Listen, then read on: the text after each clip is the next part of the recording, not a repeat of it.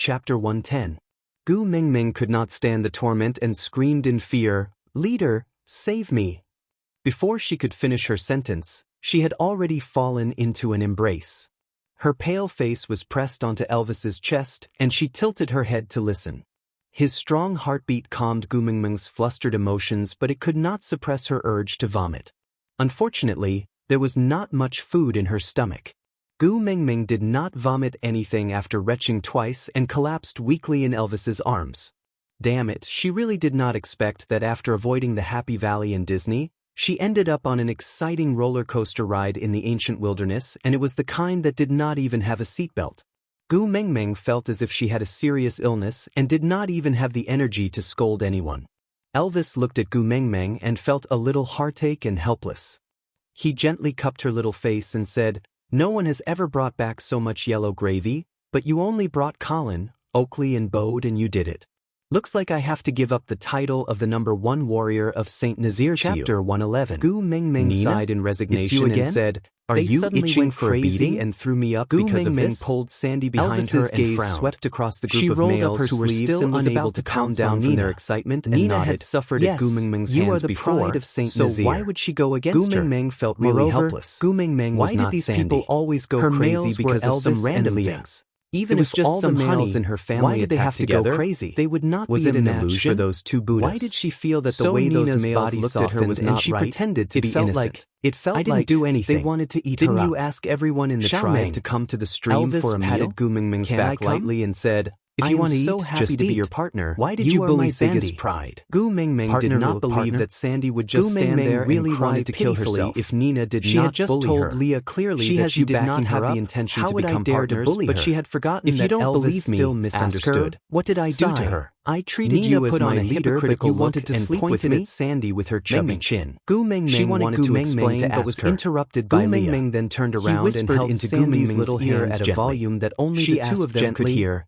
"Everyone in the tribe is watching. If you have anything to say, she bullied you, just after we return. I'll beat her up for you." Gu Mingming glanced at the male beasts who were still in a state of rage, things about you. Pursed her lips. I was so angry that I argued with her. Treated her so well. She then asked her males to beat Elvis until he was seriously rejected in front of everyone in the tribe. Sandy looked at Gu Mingming. He even had to hear her say that he was like an aggrieved wife who had found her pillar of support. "I'm starving." The more she spoke, Gu Mingming smiled brightly and put aside Elvis's matter for now. Her tears could not stop flowing. They could talk about it when they got home. Did not know who Adali was. He must be one of her partners to stand up to be her godmother. Gu Mingming did not even have the energy to retort. Cave. She had already beaten up your husband did not know what Gu Mingming and Leah were talking about. How dare you say she did not feel uneasy? How much more did you want to bully her? Seeing Gu Mingming's smiling face, was already covered in tears. To ask and did not dare to ask. Could not bear to say anything more to her wishes and nodded his head gently and patted her back, turned around to look for Sandy in the crowd. "All right, it's all right." From afar, I'll ask Daddy Leah to take a look at a dolly area beside the crowded stream. As for Nina, 2 or 3 figures there. To me. She could not see them clearly as they were too far away, but she could vaguely feel that they could be Sandy. Gu Mingming sent the sobbing Sandy into the arms of Bode, while rushing towards that direction, and was about to charge and Leah guarding the area for his life. Gu Mingming passed through the crowd effortlessly, telling him to comfort Sandy. But when she reached the front, then she saw that there were 3 females in that small empty space, but the word Sandy was one of them. Was clearly standing at the side, wiping her tears. Leah originally wanted to stay behind. Aside from the topic, Gu Mingming, but seeing it's going to be 2 p.m. tomorrow. He did not reject her. Let me remind my babies again to clock in on time. Elvis here after 12 noon tomorrow to catch up on the novel. I'll go take a look at a dolly. I'll leave this place to you. Leah instructed Elvis before turning around to leave. After everything was settled, Gu Mingming rotated her neck left and right as a warm-up. She smiled at Sandy with an evil intention and said, "I warned you not to bully Sandy, or else I will beat you up every time I see you.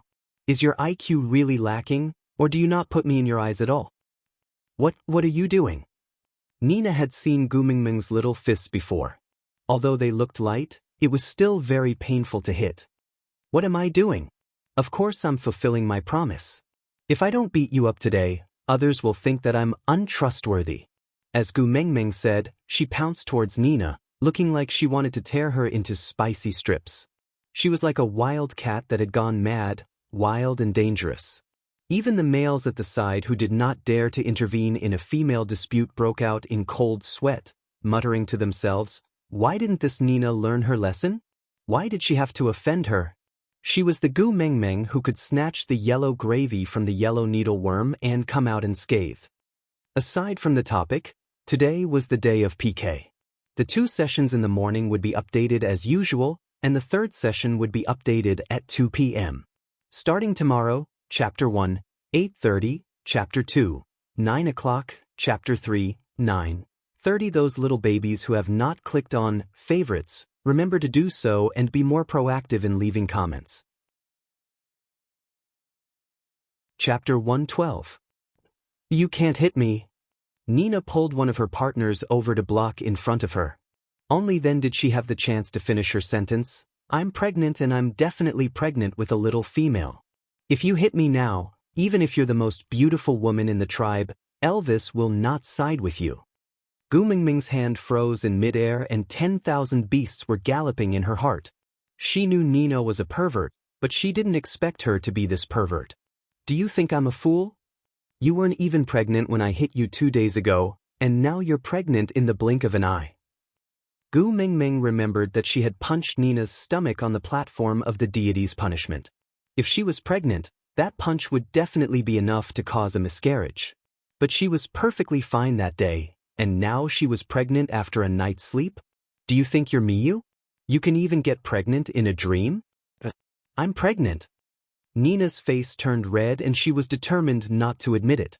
Gu Mingming laughed coldly and said sarcastically, other than *T, there should be nothing else in your stomach. If you don't believe me, I'll punch you and you'll know the truth. As Gu Mingming said, she walked around Nina's partners and grabbed Nina like an eagle catching a chick. Nina dodged left and right pathetically and cried out as she dodged, Gu Ming, why are you so evil? You didn't even let the unborn female in my stomach off. Stop talking nonsense. Don't run if you have the guts. Gu Mingming feinted to the left and Nina ran to the right. Gu Mingming dodged and caught Nina in the act. Run, run. Gu Mingming twisted Nina's wrists behind her back and held both of them with one hand while her other hand grabbed her hair from the back of her head. She pulled Nina's unbearable face in front of her and said word by word, if you don't have enough IQ, just stay here obediently. If you have the guts to bully Sandy, then you have to be able to bear the consequences. After Gu Mingming finished speaking, she pushed Nina with all her might and gave her a hard kick on her, but as she fell forward. As expected, Nina fell onto the ground in an extremely pathetic manner. Just as Gu Mingming was about to pounce forward and hit him again, she was blocked by someone. Gu Mingming, if you have any dissatisfaction, you can ask Elvis or Leah to fight with me. Even if you kill me and all of Nina's partners, we have no complaints. But no matter what, Nina is still a precious female of Saint Nazir. Please don't hurt her anymore. His voice was dry and hoarse, and his eyes were filled with reverence, but he did not shrink back. He only had one arm, but he did not seem to be in a sorry state at all. Instead, he had a kind of unyielding elegance. Gu Mingming looked up and indeed, she saw Quentin's familiar face. Towards Quentin, Gu Mingming still had some reservations. After all, she almost died in his hands 2 days ago. Gu Mingming was never a person who blindly flaunted her strength. She knew that she had no chance of winning against Quentin, so while retreating she lifted her chin and asked, why? Are you going to play the same trick again? You didn't kill me last time, so you want to kill me again today? Let me tell you, my leader is here. You can't hurt me. Elvis took the opportunity to carry Gu Mingming up with one arm. He was clearly only half a head taller than Quentin, but the pressure of a natural king made him look much more muscular than Quentin. That was an absolute crushing pressure. As if looking at an ant with disdain, he looked at Quentin, who was standing in front of him, and said, You're not worthy to fight with me. Call all the males in your family, fight. Aside from the topic, watch my Gu Mingming sealing technique. Those who are hit by this technique must immediately click to collect, or else there will be no meat to eat. Chapter 113. Elvis's word, battle, shocked the entire place into silence. Everyone seemed to be holding their breaths, afraid that if they breathed too loudly, they would be burned. Elvis, you actually want to kill all the males for her? Nina saw that Gu Mingming was being carried in Elvis's arms and could not jump down to hit her for a while. Furthermore, Quentin had also rushed back, so she became much more daring. She directly stood out from behind Quentin and reprimanded Elvis as though he was Chinshimi. Back then, in order to prove my fertility to you, I got pregnant with a nest of eaglets the year I came of age. But in order to give birth to your first nest of wolf cubs, I forced Quentin to smash all the eggs in the nest. I don't blame you for always distancing yourself from me all these years. As long as you agree to mate with me now, I promise that when I go into estrus next spring, I will mate with you immediately and give birth to your first nest of wolf cubs. Give up on that Gumengmeng. It's going to be winter soon. If she goes into estrus at this time, she will definitely not have a good ending. Even if she successfully gets pregnant after you mate, with that skinny body of hers, how can she survive the long winter? And how can she give birth to healthy cubs for you? Elvis was expressionless. He grabbed Nina's neck with one hand and lifted her off the ground easily. He squinted his dangerous eyes and said in a voice so cold that it seemed like ice could form, "You don't have the right to comment on Xiaomeng." Quentin held onto Elvis's wrist. Even though he was on his last breath after going through 3 days of the deity's punishment ritual, coupled with the fact that the murderous aura and pressure from Elvis was too strong, making it extremely difficult for him to even breathe, but looking at Nina who was on the verge of death, Quentin still forced himself to take a breath and said with difficulty, "She's a female." Elvis curled his lips in disdain. His pupils shifted slightly and he glanced at Quentin from the corner of his eyes, asking, "So what?" Quentin pursed his lips tightly. He knew, and it was precisely because he knew that he chose to bring Nina to St. Nazir back then. The rules of the beast world were completely useless to Elvis. No, to a mated male, nothing was more important than his own female. Even he could kill Gumengmeng because of Nina's words. What more Elvis? Quentin felt that his vision was starting to turn yellow, and everything he saw was blurry. This was a sign of fainting. If he did not think of a way, Nina would probably die before he fainted. Quentin used his last consciousness to form a sentence, "Gumengmeng will be scared." Although this sentence was short, it effectively dispersed Elvis's murderous aura. He lowered his head to look at Gumengmeng who was nestled in his arms and recalled how she had cried at the campfire party on the night she came of age. His heart ached and he flung Nina far away. He rubbed the hand that was strangling Nina's neck twice on his beast skin dress before patting Gumengmeng's back gently and comforted her, "Don't be afraid, I'm here." Seeing that Nina was saved, Quentin finally couldn't support his weak body anymore. His legs gave way and he collapsed onto the ground. Even though he might never be able to open his eyes again, the corners of his lips were still curled upwards. As long as she was fine, everything was fine. Out of topic. Question: what race is Sandy? The first one to answer correctly, XXB 66 second 156 third 136, every subsequent 118 XXB. Chapter 114. Gumengmeng was indeed frightened. Although she would tear Nina's crotch apart, she never had the intention to kill anyone. Although she relied on Elvis to be a little arrogant, she was just using her connections to intimidate Nina's partners, so that they would not dare to act rashly, so that she would not suffer a huge loss. Gumengmeng was still a coward when it came to a life-threatening situation. Looking at the few males blocking in front of Nina, looking like the generous 5 warriors of the Wolf Ivory Mountain, Gumengmeng could not bear to do it. Damn it. Marrying an unlucky wife is a sure way to suffer for the rest of your life. Elvis, don't be like this. Gumengmeng wrapped her arms around Elvis's neck and rested her head on his neck softly, comforting him. Although Nina and I are not on good terms, I am never the one who suffers a loss. We are all from the same tribe, we see each other all the time, there's no need to fight to the death, all right? Elvis's temper was appeased by Gumengmeng's gentle words. By right, there was no need to fight to the death, he just had to stand there and release some beast pressure, and it would be enough to suppress Nina's partners to the point that they could not take care of themselves. But he was angered, and wanted to use the most primitive and barbaric method to tear them apart. Of course, it was because Nina had offended Gumengmeng, and Bode had broken the rules by interfering.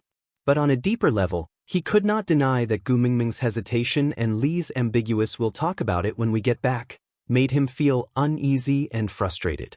Luckily, Gu Mengmeng was still in his arms, hugging him back gently, so that he could deceive himself and others into believing that he was overthinking. Elvis responded to Gu Mengmeng's gaze gently, nodding his head. "I will listen to you." Gu Mengmeng then felt at ease, smiling brightly. "I knew leader is the best." Elvis accepted Gu Mengmeng's praise gladly, then put her down, letting her run back to Sandy's side. From an angle that Gu Mengmeng could not see, Elvis glanced at Nina's partners. That glance was filled with cold, killing intent and a strong sense of warning. He did not say a single word, but it made Nina's partners tremble in fear and prostrate themselves before him. They carried Nina, who was paralyzed on the ground, and ran far away. They hid at the edge of the crowd, not daring to let Nina near Gu Mengmeng. Quentin, on the other hand, was still unconscious on the ground. Nobody cared about him. Gu Mengmeng held onto Sandy and wiped her little face, saying, "All right, don't cry. The next time Nina bullies you, hit her back. In any case, you're also from the bear race. Are you still afraid of her? But she's a perfect female, and I'm just a half-orc female. Tisk?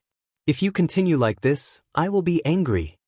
Gu Mengmeng pulled a long face and said, "So what if I'm a complete female? So what if she was a half-beast female? Wasn't it just a pair of furry little ears? How beautiful!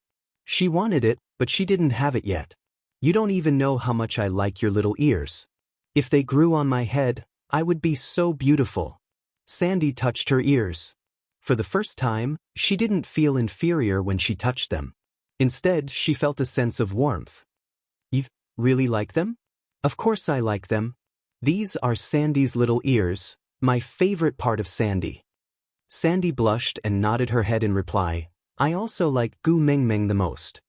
The two females smiled until their eyes turned into crescents, while Elvis and Bode stared at each other with a heavy heart.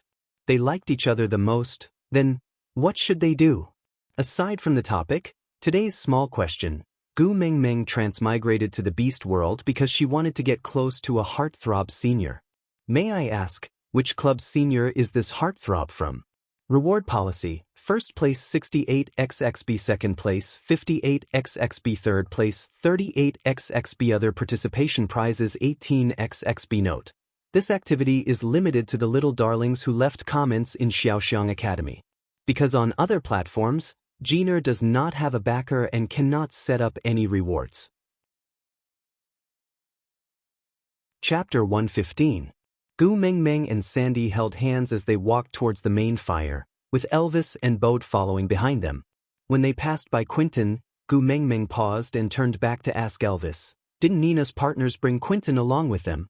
He will die if they leave him here. I'll ask someone to send him over." Elvis did not want Gu Mengmeng to care about other males, even if they were already mated. Luckily, Gu Mengmeng did not have a good impression of Quentin, but she still had a kind heart and would not turn a blind eye to him dying in front of her. But, Quentin came down from the platform of the deity's punishment. Then what about Barit? Why don't I see him? Gu Mengmeng asked while looking around, but she really did not see Barit at all. Colin stood behind Gu Mengmeng, lowered his head and frowned, replying, "Barit did not make it. He died on the platform of the deity's punishment last night." F******. Upon hearing that, Gu Mengmeng did not have time to think. She retracted her little hand that was holding on to Sandy and pushed her into Bode's arms, saying, "You guys eat first, I'll go check on Barit." Gu Mengmeng did not have time to think. She directly jumped onto Elvis's back and shouted, "Leader, hurry, hurry, hurry, platform of the deity's punishment." Elvis frowned. He disliked Barit even more now. But even though he was unwilling, he still did not disobey Gu Mengmeng. He transformed into a wolf and brought Gu Mengmeng to the platform of the deity's punishment at lightning speed. Gu Mengmeng climbed up the platform of the deity's punishment with all four limbs, using her finger to check Barit's breathing. Although it was weak, he was not dead yet. Great, he can still be saved if he's not dead. Barit was punished because of Gu Mengmeng. If he died just like that, Gu Mengmeng would not be able to forgive herself no matter what. Raising her head, she saw that the males who were waiting by the stream for their meal had also followed her like a swarm of bees. Gu Mengmeng could not even be bothered about her helplessness. She spotted Colin in the crowd at one glance, so she ordered, "Colin, help me get some water." "All right." Colin didn't ask why. His and Barit's skills were closely related and they had been rivals and friends for so many years. If they were lucky, they might even become a family in the future because of Gu Mengmeng. Barit died on the platform of the deity's punishment just like that, and he was very upset. If Gu Mengmeng really had a way to bring him back to life, not to mention fetching some water, even if she wanted him to slit his throat and let his blood out, he would do it. Originally, the platform of the deity's punishment was close to the stream. It only took Colin less than a minute to break the leaves and fetch water. Gu Mengmeng carried Barit's head and placed it on her thighs as a pillow. Then, she took the leaves from Colin's hands and slowly poured the water into Barit's mouth. But Barit had been unconscious for a long time and even swallowing was a problem. That little bit of water flowed out the way it was poured in. Gu Mengmeng clenched her teeth, picked up the leaf and poured a mouthful of water into her mouth. Then, she pinched open Barit's mouth and fed him the entire mouthful of water. Barit's Adam's apple rolled, and he finally swallowed his first mouthful of water in 3 days. His body was nourished and gradually showed signs of recovery. Gu Mengmeng persisted and brought the water to her mouth again, preparing to feed him another 2 mouthfuls. However, her wrist was held by Elvis. His eyes were as black as ink and his thin lips were pursed into a straight line. He shook his head. Although it was not a big movement, it was filled with undeniable determination and determination. Aside from the topic, she believed that the little babies might have discovered a problem. The place where they were going to eat was by the stream and the platform of the deity's punishment was also by the stream. Why did Gu Mengmeng need Elvis to send her from the place where they were going to eat to the platform of the deity's punishment? There was only one truth. Chapter 116. Elvis pulled Gu Mengmeng back into his arms and looked down at Barit from above. He casually took a deer that had just stopped breathing and had yet to be cleaned from the hands of a male. He aimed the blood vessel of the deer at Barit's mouth and let the warm blood flow down Barit's throat, nourishing his body.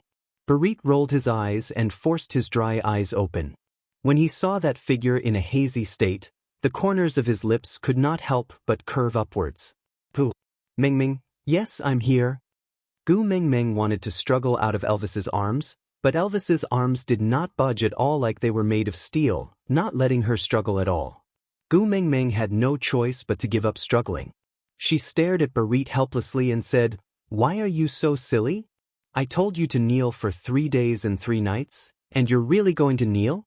This stubborn fellow, if he loses his life, he'll lose everything. As long as you are safe, my life is nothing." With every word Barit said, his throat felt as if it was being cut by a knife. However, this kind of pain made him feel exceptionally blissful. He thanked the beast deity for taking pity on him and fulfilling his last wish. He would use the rest of his life to protect Gu Mengmeng. Only then would he have no regrets when he had to return to the arms of the beast deity. Gu Mengmeng's eyes were a little sore. He had actually done so much for someone he had only known for 2 to 3 days. "Since you're not dead, go back and rest." Elvis did not like the way Gu Mengmeng was looking at Barit, and even more so, he did not like the way she was so concerned about him. Hence, he carried Gu Mengmeng and jumped down from the platform of the deity's punishment without any explanation, walking back in big strides. Seeing that Gu Mengmeng did not give up and was still stretching her neck to look back, he whispered into her ear, "The recovery ability of males is very strong. Since he's awake, he won't die. Sandy is waiting for you. If you don't go back, she'll cry again." "Oh yes, Sandy is still waiting for me." Gu Mengmeng retracted her gaze from the platform of the deity's punishment and turned to look forward. She rubbed her tummy and said, "Even I feel hungry, Sandy must be famished too. Hurry up, let's go back and eat." Elvis sighed silently. Was his decision wise? Why did it feel like there was a wolf at the front door and a tiger at the back door? Between Barit and Sandy, who should he guard against first? Even though he was thinking about it, Elvis did not slow down his pace. After all, Gu Mengmeng was also hungry. When they returned to the place where they were supposed to roast the meat, Gu Mengmeng really wanted to shake her head and leave. Do you know what it means to be covered in corpses and to have blood flow like a river? If he glanced to the left, he would see a tiger's paw. If he glanced to the right, he would see a wolf's head, F***ck me. Beast God, aren't you going to do something about your people being so cruel? What happened? Elvis's gaze circled around Gu Mengmeng, so he naturally did not miss out on her aggrieved expression. Gu Mengmeng sighed helplessly and wrapped her arms around Elvis's neck. The ground was filled with blood. She did not want to go down. Gu Mengmeng, you're back. Sandy welcomed her from afar and smiled sweetly at her. Gu Mengmeng looked at Bode, who was standing behind Sandy, and said bluntly, "The ground is so dirty and you're letting Sandy run around like that?" Bode was infuriated by her scolding. He wanted to retort but did not dare to do so due to Elvis's pressure and Sandy's protection. Aside from the topic. Chapter 117. Bode carried Sandy up according to Gu Mengmeng's instructions and stood behind Elvis from the side. Gu Mengmeng then nodded her head in satisfaction, then pointed to a relatively clean place by the stream and said, "Leader, let's go there." All right. Any place with Gu Mengmeng was a good place. Elvis brought Gu Mengmeng to the stream and Bode carried Sandy over. Once the two females landed on the ground, they held hands and started to converse like best friends. Elvis and Bode could not interrupt at all and could only sigh silently, waiting for when these two fellows would remember them. Growl, growl, Sandy's stomach growled, and Gu Mengmeng then remembered that they had not eaten yet. She smiled and said, "Leader, help me start a fire here. Bode, bring over 2 fishes that Elvis and Leah caught just now." Bode clenched his teeth but did not dare to bare his teeth at Gu Mengmeng. Sullenly, he followed Gu Mengmeng's instructions. Elvis started a fire a few times and could be said to be very familiar with it now.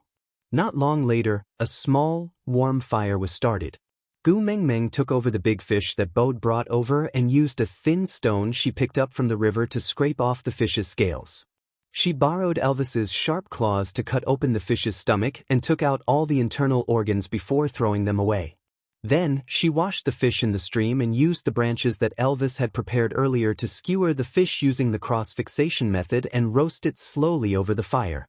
The aroma of the fish became stronger as time went by. Sandy, who had a look of disdain, could not help but swallow her saliva. She had already asked Gu Mengmeng 8 times, "Can we eat now?" Gu Mengmeng pretended to be mysterious and said, "Almost done, but we still lack a secret weapon." "What is it?" Sandy could not help but become nervous and lowered her voice. The way the two of them spoke was like an underground gang meeting.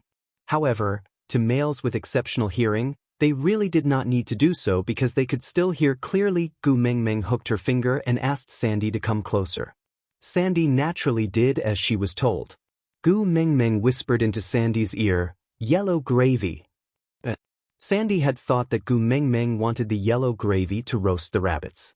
Although Gu Mengmeng had brought back a lot of yellow gravy, no one managed to hunt any rabbits today and was still feeling regretful. Who would have thought that this water shuttle could also be roasted with yellow gravy? Too unexpected, too pleasantly surprised. Bode, hurry, bring the yellow sauce that Gu Mengmeng brought back, bring all of it over. Finally, Bode was so touched that he was about to cry. After a whole day, he finally got an order. It was from Sandy. They had been ordered around by Gu Mengmeng for an entire day, and now they could finally be ordered around by their own females. You guys don't understand this kind of happiness. Bode had not walked far when Colin walked over with all the yellow gravy he had gotten today and all the yellow gravy that the males in the tribe had contributed to coax Gu Mengmeng. Gu Mengmeng chuckled. "I don't need so much. Share it with everyone. Everyone here will have a share. Let's all have a taste." "How can we do that? This precious yellow gravy is not even enough for the females. How are the males going to eat it?" Colin looked at the yellow gravy in his hands and felt his heart ache. Although he had used Gu Mengmeng's method and obtained it successfully this time, it was hard to guarantee that it would be the same next time. If it was given to the males, what would Gu Mengmeng eat? Aside from the topic, come, today's small question: what is the prototype of Daddy Leah? Reward policy: first place, 68xxb; second place, 58xxb; third place, 38xxb Other participation prizes, 18xxb Note. Chapter 118. The sexism in the beast world was really deeply rooted. Looking at the males standing behind Colin nodding their heads in agreement, Gu Mengmeng did not know whether to laugh or cry. Dusting off her hands and standing up, Gu Mengmeng nodded her head and said, "Although the yellow gravy is precious, it's not something rare. As long as you guys can help me find the nest of the yellow needle insects, I can guarantee an unlimited supply of yellow gravy from Saint Nazir. Just one thing, it doesn't matter how much you eat, but you can't waste it." If it was in the past, Gu Mingming's words would only be treated as a willful little female spouting nonsense. They would only cooperate and express their admiration, then even if it meant risking their lives, they would still help her fulfill her promise. But now, the situation seemed to be reversed. This skinny and tiny female seemed to be emitting an irresistible power. Her words were convincing and there was no room for doubt. Even males could eat the yellow gravy? Such a precious thing, unlimited supply? Everyone looked at Gu Mengmeng, their hearts surging. They had to become stronger. How could they let a little female shoulder the heavy burden of making the entire Saint Nazir prosperous? She was so weak, she should be protected and taken care of. Gu Mengmeng obviously did not know that her words seemed to have given the males of Saint Nazir a stimulant, and it was the kind that was effective all year round. From this day onwards, the males of Saint Nazir trained themselves even harder. Whether it was hunting or guarding the territory, they had an unprecedented drive. They wanted to be strong enough to protect Gu Mengmeng. Of course, this was a story to be told later, let's not talk about it for now. Although Colin's heart ached for the yellow gravy, he would definitely follow Gu Mengmeng's instructions. However, the males carefully wrapped the yellow gravy in leaves and kept it, thinking that if there was a time when the female did not have enough to eat, they would take out their own for the female to eat. Gu Mengmeng did not force him. It was hard to remove such deep-rooted beliefs. Moreover, it was not a bad thing to take good care of a lady. Why must she correct him? Gu Mengmeng asked for a wolf tail that the male intended to throw away. After washing it clean with the stream water, she dipped it in honey and brushed it evenly on the surface of the roasted fish. Then, she slowly flipped the fish until the honey was roasted to a golden color and the air was filled with a charred sweet smell. Gu Mengmeng then took the roasted fish down from the rack and tasted a small piece. As expected, the roasted fish with honey was much more delicious than the roasted rabbit, which had no taste at all. Gu Mengmeng was also not a stingy person. She split the fish into two, giving one half to Sandy and the other to Elvis. Sandy had been craving for it for a long time and as expected, she scalded her tongue with one bite. She stuck out her pink tongue pitifully and sucked in air, looking so adorable that Gu Mengmeng could not stop giggling. She took the roasted fish and passed it to Bode. She instructed him to blow on it and let Sandy eat it when it was warm. Then, she folded a leaf into a cone shape and scooped a leaf of water for Sandy to drink to ease her thirst. Now that Sandy had something to eat, she could not be bothered to talk to Gu Mengmeng anymore. She pounced into Bode's arms and stared at the roasted fish in Bode's hands.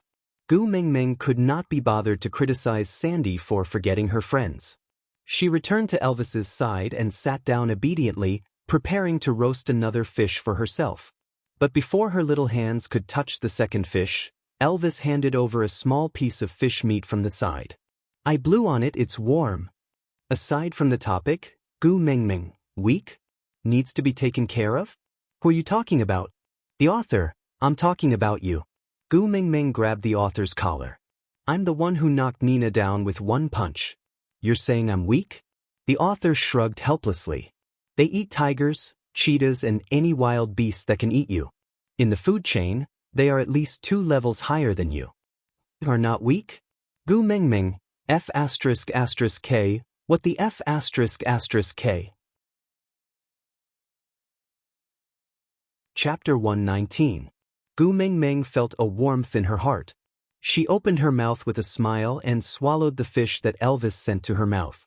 The temperature was just right and the fish bones had already been picked out. Leader was actually such a meticulous person. Elvis felt a warmth in his heart when he saw Gu Mengmeng eating contentedly. Luckily, she was willing to give him a chance to take care of her. Maybe he was just overthinking when he said, "we." Gu Mingming allowed Elvis to feed her while she swiftly processed the second fish. But before she could scrape off all the scales, Sandy could not wait any longer. A pair of chubby little hands were placed on Gu Mingming's shoulders. She stuck her head out and asked, Gu Ming, are you done? I still want to eat more. This water shuttle is actually so delicious. It's not done yet. Wait a while, I will let you eat all of it after I'm done. Gu Mingming treated Sandy like a parent who spoiled her child without any principles. Can you teach Bode? Let him learn how to do it from you. Once he learns it, let him roast it for us. Although Sandy was greedy, her heart ached for Gu Mingming's little hands. They must be cold after soaking in the water for such a long time.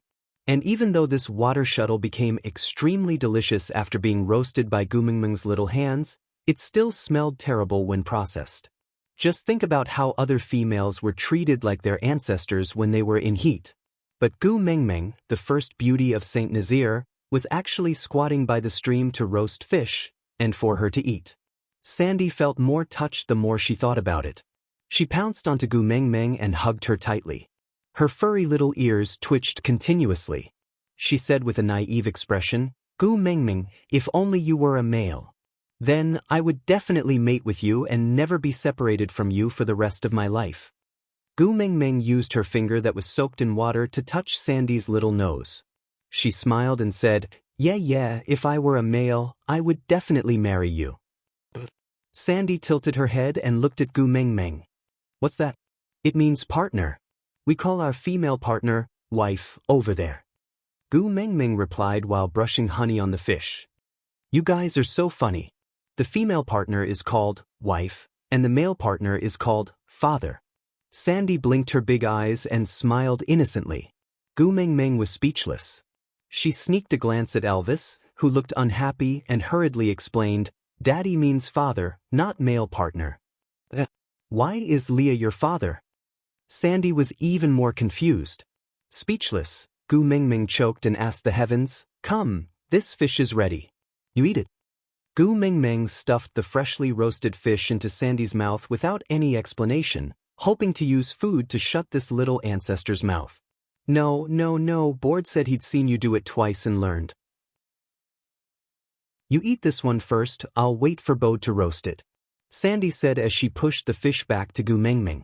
She then imitated Gu Mingming and said to Elvis, Take good care of Gu Mingming and blow on it to warm it before feeding it to her. Otherwise, it will be very painful if she gets scalded. Perhaps this was the first time someone spoke to Elvis like this. But Elvis did not feel angry. Instead, for the first time, he felt that Sandy, this noisy and crybaby, was rather cute.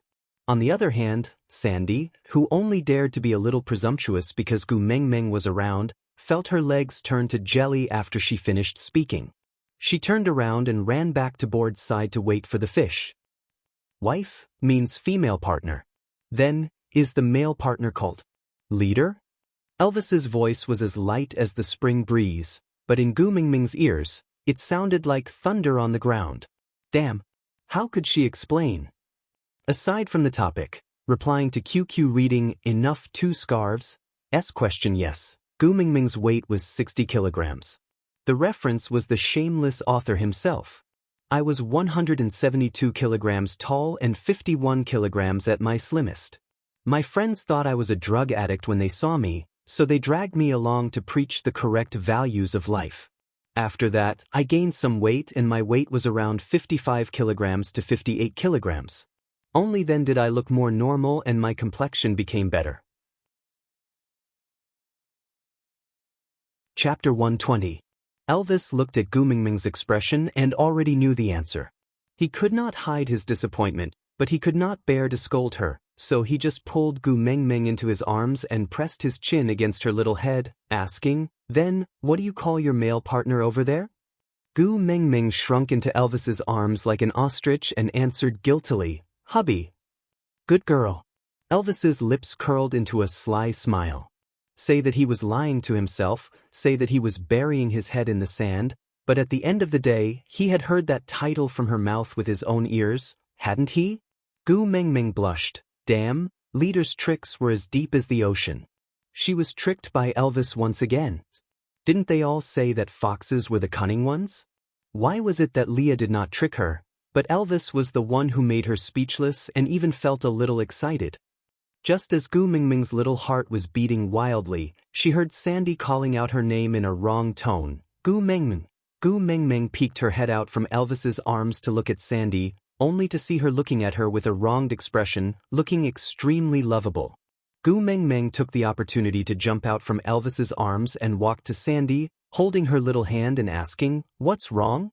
Who made our adorable Sandy unhappy?" Sandy looked as if she wanted to cry but was unable to do so, handing the fish in her hands to Gu Mingming. "Try it, Bode made it." Gu Mingming looked at the fish meat. The color was even and the heat was on point. The way it was prepared was obviously the same as hers, even the position of the cross was fixed according to her grilled fish. It also smelled like the burnt smell of honey, and there was even some crystal clear honey hanging on the surface. It was obvious that another layer was applied after grilling. By right, this should have been specially made according to Sandy's preferences, but why did Sandy look like she was not satisfied? Gu Mingming tore off a small piece of meat and placed it in her mouth to have a taste. Once it entered her mouth, her brows furrowed tightly together. See, Gu Mingming also finds it disgusting. Sandy was extremely furious. She had used up all the yellow gravy that Gu Mingming had given her just for this roasting water shuttle, but now... Sob sob sob, I don't have any more yellow gravy. Am I going to be hungry today? Boo. Gu Mingming did not know whether to laugh or cry as she coaxed Sandy, the little foodie. She patted her back and comforted her. "It's all right, it's just yellow gravy. I still have a lot with me. If it's not enough, I'll go look for more. With me around, how can I let my adorable Sandy starve?" "Really?" Sandy looked up with a wronged expression and did not let go of Gu Mingming's waist. When she saw Gu Mingming nodding her head seriously, her tears turned into a smile. "I knew that Gu Mingming treats me the best. I like you the most. Bode was so frustrated that he couldn't even lift his head. He had clearly followed Sandy's instructions, so why did she not like the things he made? They looked exactly the same. Gu Mingming didn't expose him. She just passed the fish Bode roasted to him and said, "Food cannot be wasted, you should eat it." Bode understood that Gu Mingming wanted him to taste the problem himself, so he didn't refuse and took a bite of the fish. The moment the meat entered his mouth, Bode's brows furrowed together. "You clearly added a lot of yellow gravy, but why is it bitter?" Aside from the topic, today is the last day of the PK. Those who haven't clicked on the collection button, please click on it. All the comments, please make use of the last moments of the morning to sprint today's question. Chapter 121. Gu Mingming smiled slyly. "Eat the one you roasted first and I will tell you." Males in the beast world were not as delicate as females. What kind of tough bones had they not eaten before? This little bit of bitterness was nothing to Bode. In order to let Sandy eat delicious delicacies in the future, Bode sent the entire fish into his mouth without even blinking. He chewed a few times and swallowed it. Then, he looked at Sandy with a pair of bright and piercing eyes, afraid to miss a single word. Gu Mingming gave her roasted fish to Sandy, then took a fresh one from the ground and let Bode cut open its stomach. She then pointed at one of the innards and said, "Do you see this? This is called the gallbladder. If you accidentally cut it open when you cut it open, then the taste of this fish will be the same as the one you just ate." Bode's eyes almost looked into the fish's stomach, even though the fishy smell made him choke, but for Sandy, he could endure anything. The other males looked at Gu Mingming and the rest eating the fish, then looked at the jackals, wolves, tigers and leopards in their hands. After hesitating for a while, no one dared to ask Gu Mingming how to eat these things under the pressure of Elvis.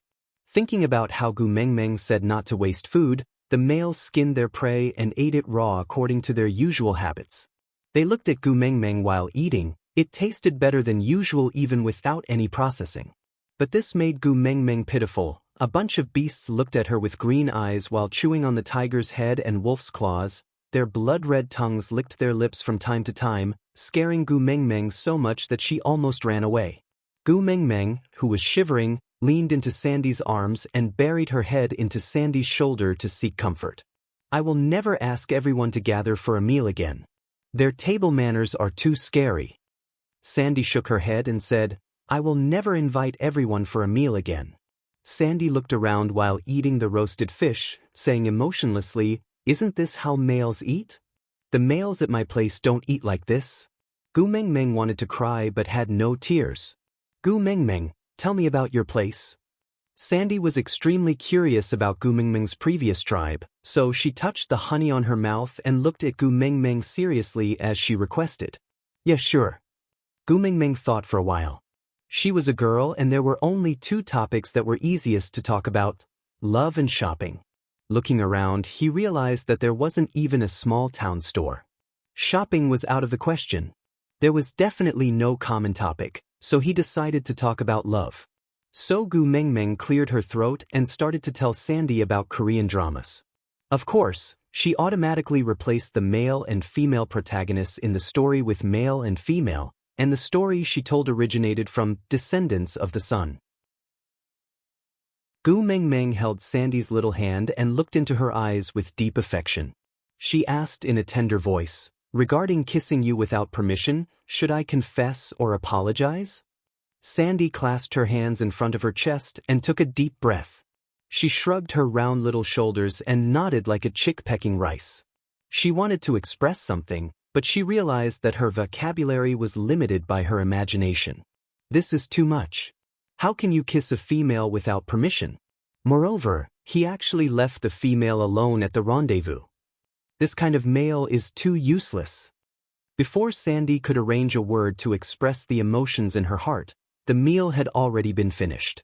The males who had transformed into humans had already gathered in a circle, each of them sitting around Gu Mengmeng to listen to her story, as if they were watching old movies in the old countryside. Aside from the topic. Chapter 122. The corners of Gu Mengmeng's mouth twitched as she laughed dryly. The biggest generation gap in the world was not from the present to the past, nor was it the fact that you did not know that I loved you when I was right in front of you. It was the gender gap. It was said that the difference between a man's chromosome and a woman's was even bigger than the difference between a man and a gorilla. In the past, Gu Mengmeng thought that it was nonsense, but now she believed it. Sandy had obviously become Yu Si-jin's fangirl through the passage of time, so she protested. What do you know? The tribe is in danger. Do you still want to continue the date and not protect the tribe? The male who raised the question shrunk his neck, obviously not willing to make Sandy unhappy, so he hurriedly explained, What I mean is, that male left the female alone at the dating spot and ran back to protect the tribe. What if the female is in danger? When there is no one around to protect her, how can he leave the female alone outside? Especially when the tribe is under attack. Before this male finished his sentence, another male followed up, Yeah, if Saint Nazir is under attack, we will also fight to the death and be willing to sacrifice our lives to protect the tribe. But the aim of protecting the tribe is to not let the females be harmed, so every time a male has a female in his family, he will leave at least half of the males to protect his own female. 4 females like Sandy who only have 6 males, the tribe will send more powerful males to join in the protection ranks.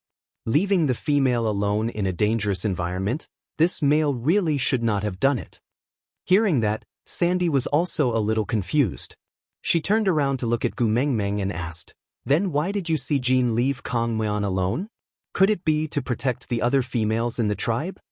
Gu Mengmeng smiled and shook her head, making up a version that did not belong to Descendants of the Sun. That battle was too cruel, he did not even know if he could return alive. If he brought Kong Myeon along, wouldn't it be equivalent to bringing her into danger too?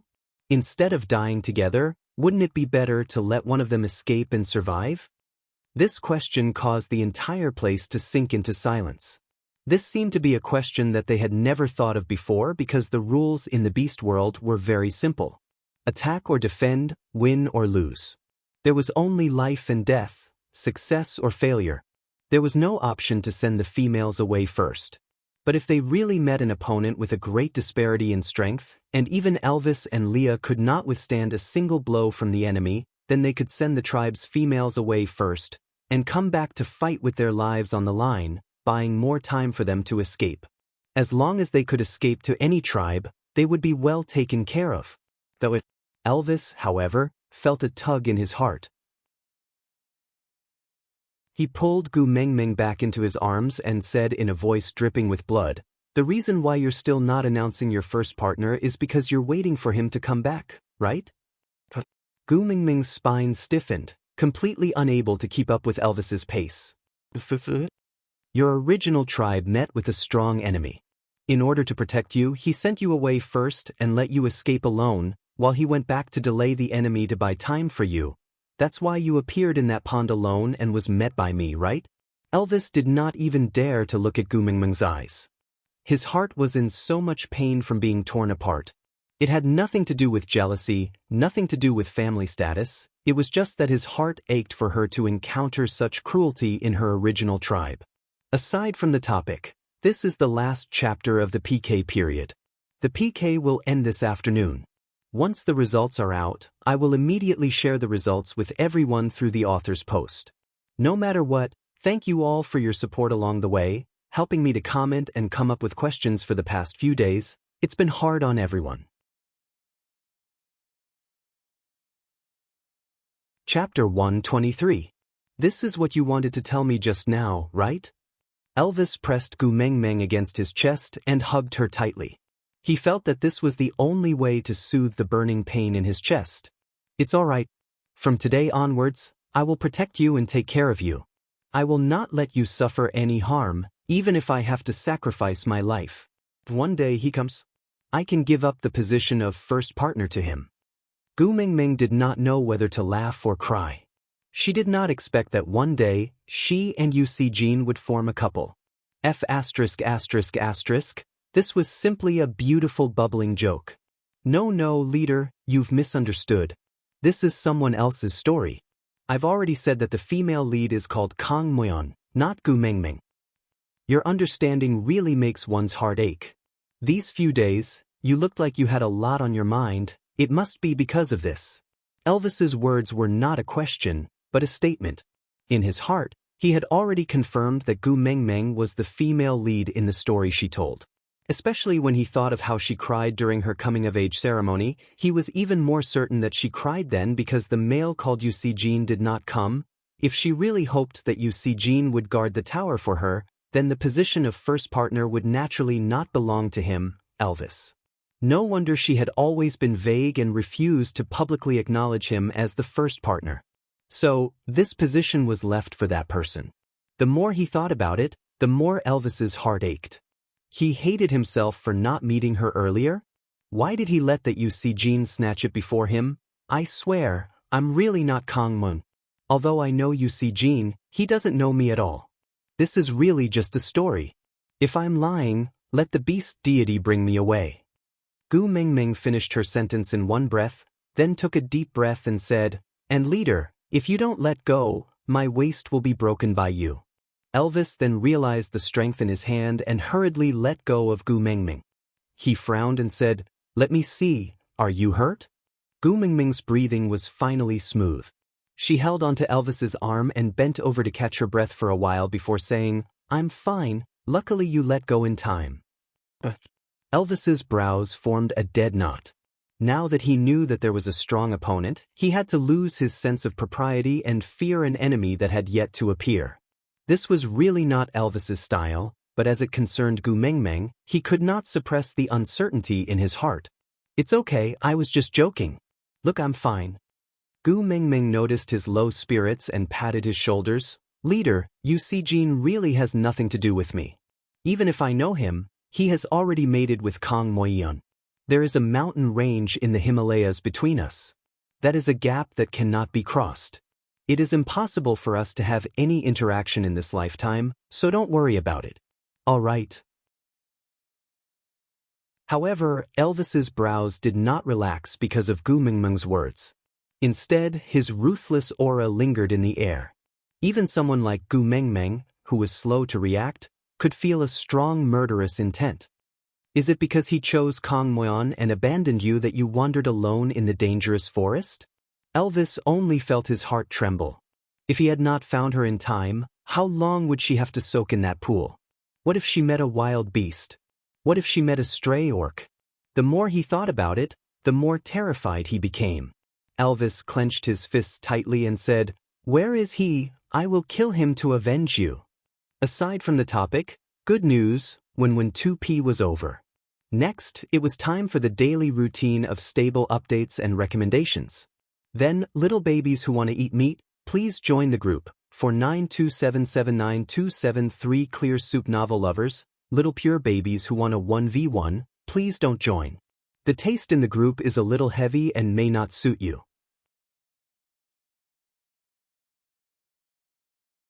Chapter 124. Gu Mengmeng was dumbfounded and only understood what was going on after a long while. She immediately rolled on the ground and burst into laughter, so much so that a pig squealed. Elvis was a little dazed by her laughter, but his anger gradually dissipated with her laughter. Leah rushed back after treating Adali's wound but was stopped by Nina's partner on the way back to treat the wound on Nina's neck and Quentin.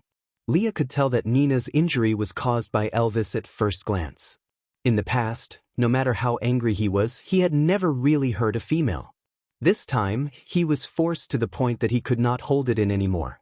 Nina must have provoked Gu Mengmeng. Thinking about this, Leah secretly added some yellow root into the medicine that he applied on Nina. Seeing Nina crying out from the spiciness, Leah just smiled like a deity and thought to himself, "Serves you right for provoking my Gu Mengmeng." But after he finished, Leah was stunned again. He actually intervened in the affairs between females? And in such a childish way? Gu Mengmeng's influence was really not to be underestimated. Thinking about this, Leah wanted to return to Gu Mengmeng's side even more.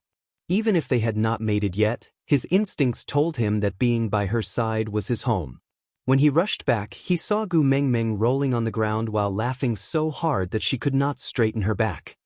He did not even know what she was laughing about, but the corners of his lips curled up on his own accord, and his gaze turned soft like a puddle of water. Leah walked to Gu Mengmeng's side and carried her up from the ground. He patted the dirt off her while saying, "What made you laugh like this? Tell me about it too." Daddy Leah. Gu Mengmeng's cheeks were sore from laughing so much that she barely stopped her exaggerated laughter when she saw Leah. She held onto Lee's shoulders and said while shaking her shoulders to hold back her laughter, "Leader thinks that I have an affair with you, Si Jean, and is going to silence me now." Leah raised his brows and savored this name that he had never heard before. "You, Si Jean?" Gu Mengmeng still could not hold it in. The more she wanted to stop laughing, the more she wanted to laugh. She turned into vibrating mode in Lee's arms. Leah looked at Elvis and said gently, "Together?" Finally, Gu Mengmeng burst out in laughter once again. The entire sky above Saint Nazaire reverberated with her laughter. When Gu Mengmeng was finally done laughing, she forcefully waved her hands and said, "What do I have to say to make you believe that this is really just a story? It has nothing to do with me." Elvis and Leah exchanged glances before nodding. "As long as you say it, we will believe you." No matter how suspicious they were, even if you see Jean appeared before their eyes, as long as Gu Mengmeng said no, they would believe it. Gu Mengmeng shook her head and sighed. It was obvious that the two of them did not believe her but were stubborn. But it couldn't be helped. You could never wake someone who was pretending to be asleep, could you? As long as you believe me, as long as you believe me. Gu Mengmeng thought that time would prove everything. Since she could not explain to them what a television series was, she could only let time dilute everything. After a while, when the legendary You See Jean did not appear, they would naturally forget about it. Gu Mengmeng jumped down from Lee's arms and prepared to roast another fish for Leah to eat. But the moment she pulled Lee's hand, she smelled a familiar scent. Gu Mengmeng stared at Leah with her innocent and clear doe-like eyes. She raised his wrist and asked, "Daddy Leah, hurry, tell me, what did you touch just now?" Aside from the topic, thank you to the little baby from Xiaoxiang Academy, Obedient 54264 Lei, for sending flowers during the PK period in reply to QQ reading, so we all understand our own fate. Baby, I saw your answers and they were all correct. This proves that you are a little baby who reads novels seriously. But I don't have a back end at QQ Reading, so I can't set up a reward. I'll give you a love hug as compensation in reply to QQ Reading. Gueiko, Lee's original form is a snow fox and has nothing to do with unicorns. Chapter 125. Leah brought his hand to the tip of his nose in confusion and sniffed. It was the faint smell of yellow roots, left behind when he was pranking Nina. His deep gaze was filled with uneasiness. Could it be that Gu Mengmeng found out that he had interfered in the affairs between females? Lee's expression did not change, but he started to feel uneasy inside. He said calmly, "Yellow roots. Where is it? Is there more? Give me some, please." Gu Mengmeng held onto Lee's forearm tightly, and with every short sentence, she got closer to Leah. By the time she finished her last word, her entire body was almost stuck to the tip of Lee's nose. Leah was a little overwhelmed by Gu Mengmeng's sudden enthusiasm. That yellow roots was not a rare item. Why was she so anxious about it? But since she liked it, why couldn't he dig out the back mountain of Saint Nazir? "Yes, I have as much as you want." Leah smiled gently and rubbed Gu Mengmeng's little head. Then, he consciously transformed his white and fluffy big tail and swayed it in front of Gu Mengmeng. Then he, accidentally, let Gu Mengmeng pounce on him, and that big tail was hugged by Gu Mengmeng half-willingly as she stroked it back and forth. Leah did not mind that Gu Mengmeng's hands were stained with the fishy smell. He just watched her play with indulgence and pampering while building a new fire by the stream with Elvis. Then, Elvis handled the raw fish while explaining Gu Mengmeng's method to Leah. Leah referred to Bode's diligent roasting process at the side, and combined with Elvis's description, he tried to roast a fish. He tore a small piece of fish meat and sent it into his mouth. Yeah, there was no strange taste, so it could be given to Gu Mengmeng. "Gu Mengmeng, come, open your mouth." Leah blew a small piece of meat without the fish bones until it was warm and sent it to Gu Mengmeng's mouth, who was having a great time playing with the tail. Gu Mengmeng opened her mouth obediently. Once the fish meat entered her mouth, Gu Mengmeng's eyes lit up and her innocent big eyes were filled with surprise. She looked at Leah and praised, "Daddy Leah, you're really a master chef. This fish is crispy on the outside and tender on the inside. The combination of the honey and the fish is just right. It's the best in the world." If not for the fact that she was hugging Big Tail and had no time, Gu Mengmeng really wanted to give Leah 10086 likes. Leah especially enjoyed Gu Mengmeng's exaggerated praise. No matter how many times he heard it, he would always enjoy it. So, he handed the roasted fish to Elvis and let him feed Gu Mengmeng, while he turned around to deal with the second fish. His Mengmeng was really too skinny. Since it was what she liked to eat, he would prepare more for her. She had to admit that Lee's hands were really fast. In the time it took for Gu Mengmeng to eat half a fish, he had already roasted 7 to 8 fish. Gu Mengmeng was in awe of Leah, who was looking at 7 to 8 barbecue grills at the same time. Was he a newbie who had just come into contact with fire? He must be a new graduate from New Oriental. But when Leah placed the 7 to 8 large fishes in front of her, indicating for her to eat, Gu Mengmeng was petrified. "Daddy Leah, I'm full." Leah frowned and pursed his thin lips, asking, "You ate so little?" Gu Mengmeng nodded, indicating that her appetite was only so big. She had already eaten half a fish, which was at least 1.5 caddies. Firstly, she was very hungry today. Secondly, Lee's culinary skills were really not bad. Moreover, the original fish tasted fresh and delicious. If it was any other time, she would not be able to swallow so much. Aside from the topic, thank you baby Yu Shengmeng for the diamond. Congratulations to baby for becoming the first Tong Xing in this novel. After the 112p, it was time to wait for the recommendation process. During this period, Jean O would ensure a stable daily update until all the recommendations were completed. The editor originally said that it could be published now, but because Jean O had promised her babies that she would let Elvis take up the position before it was published, so that everyone could eat more meat. So after discussing with the editor, the result was an inverted V of 300,000 words for this novel. So here comes the problem. Babies, if you have the time, please don't keep reading. Because when I publish it, the parts you are reading now will all be paid content. Parts after 100,000 words are all VIP chapters.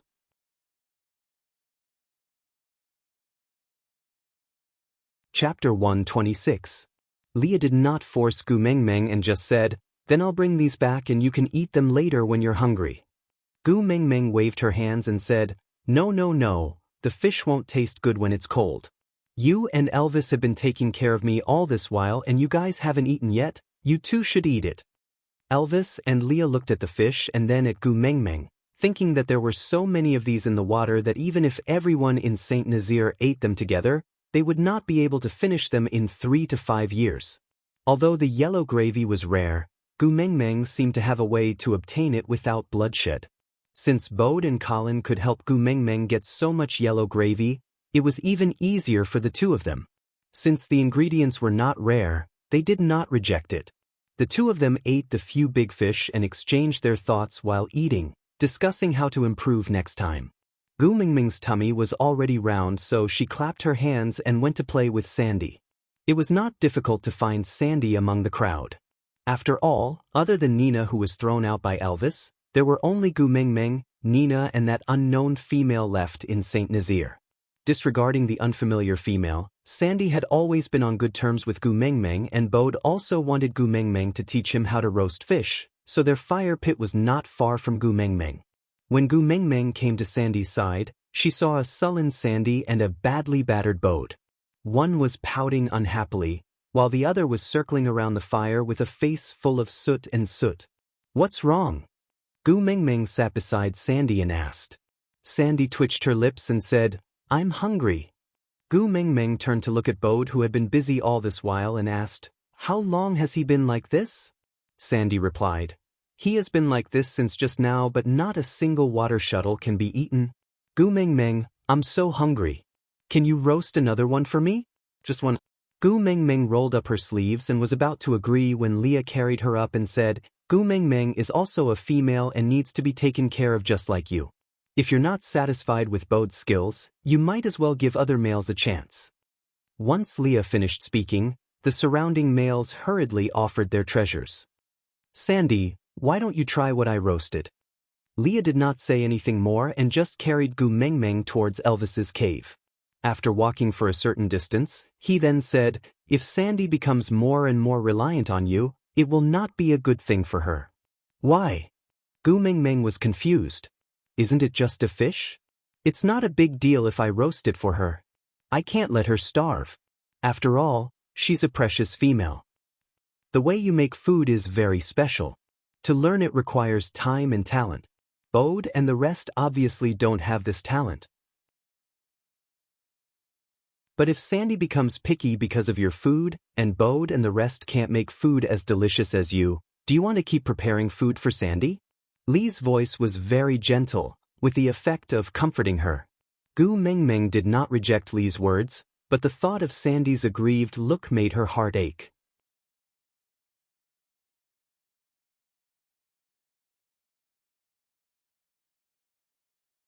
Chapter 127. No, I don't think so. Gu Mengmeng had never thought that her care for Sandy would cost her life. She was in disbelief, but seeing that Leah did not look like he was joking, she could only sigh and say, "All right, I know. Then find some time to teach Bode and the rest. I feel that your skills are excellent as long as they can learn half of your skills.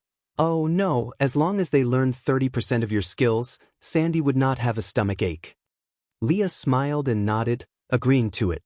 Returning to Elvis's cave, Leah found a brand new set of clothes from the depths of the cave.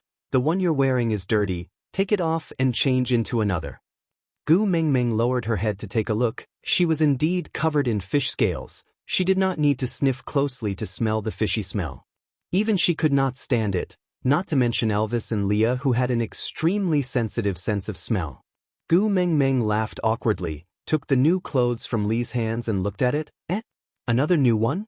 Where's my rabbit skin dress from the last time?" "I threw it away," Elvis answered easily. Gu Mengmeng's lips twitched. Threw it away? But it's dirty," Elvis answered concisely. F*******. Gu Mengmeng exclaimed, hugging the deer skin dress on her tightly, refusing to take it off no matter what. It's shameful to waste it. Clothes that can be worn again after washing, how can you throw it away just like that? Too much, too much. What a waste of resources. Elvis and Leah looked at each other, feeling helpless towards Gu Mingming's thoughts. This girl did not even frown when she shared the precious yellow sauce in the beast world with everyone, but this beast's skin, which could be taken anywhere, was extremely precious to her. Leah carried Gu Mingming up, measuring the new clothes while saying, "There are only 4 females in the tribe, but 127 males. Even if the females change into 5 sets of new clothes every day, the tribe still has to throw away a lot of the food and fur used." Food and fur? Gu Mingming recalled the food that the males ate today. Tiger, cheetah, snow fox. Both of them were top-grade furs. Things that were hard to find in the modern world had become disposable items in this world. No wonder Elvis could throw away his beast skin dress without feeling the slightest bit of heartache. Gu Mingming's heart skipped a beat. Forgive her for being a commoner, an especially greedy commoner. Gu Mingming felt her heart bleeding as she thought about how she had thrown away all those precious animal skins. Cupping her hands, Gu Mingming looked up at the sky and let out a long sigh. Beast deity, don't bother about other people's divorce. Can you find some time to manage your people's extravagant lifestyle? What's wrong? Are you feeling unwell? Elvis asked with concern. Yeah. Gu Mingming nodded twice, pretending to be serious. Where do you feel uncomfortable? Let me see. Leah placed the clothes at the side and walked up with concern to hold Gu Mingming's little hand that was covering her heart. He wanted to see if she was injured anywhere. Gu Mingming shook her head and said, "When I heard that you wanted to throw my clothes away, my entire body ached, especially my heart. As long as you promise not to throw my clothes away, I won't feel any pain." Leah could not understand at all what kind of illness was this. He looked at Elvis, waiting for him to make a decision. Elvis was much calmer than Leah. Thinking about how she cherished the luminous pearl, he had a rough idea of what was going on. He nodded and said, "As you wish, don't throw it away, then don't throw it away. I'll dig a hole just for you to put the clothes you've worn before, how about that?" Aside from the topic, thank you to QQ Reader, Doryman, and Xian for the reading tokens. Thank you very much. Replying to QQ Reader's comments, Blue Sky Ancient Rhyme said that she hated NPC literature, so dear, please don't join the QQ group and just read the main content posted by Jean. The main content is a 1v1. I'll leave the rest of the content in the group as an extra to satisfy the little babies who like NPC literature. Songstress. The content you want to read will be posted in the QQ group in the future. Dear, you can join the group and wait to share it. QQ group number 492779273 I'm not a beauty. Dear, I've seen your opinion, it's the same as mine. Please join the QQ group, you'll find your comrades.